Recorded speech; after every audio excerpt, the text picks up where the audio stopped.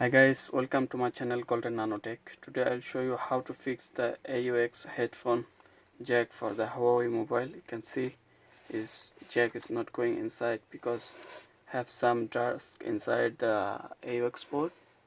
So you need a safety pin or syringe. Please guys subscribe my channel and hit the bell icon for new video notification. Thank you.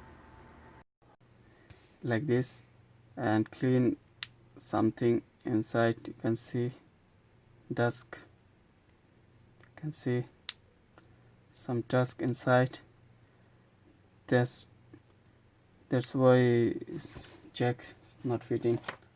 So after that, clean, you can see it's working. So I have to clean it well.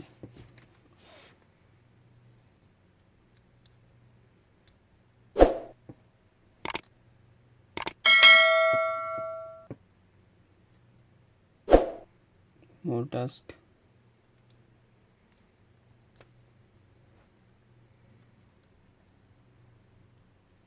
You can see, guys.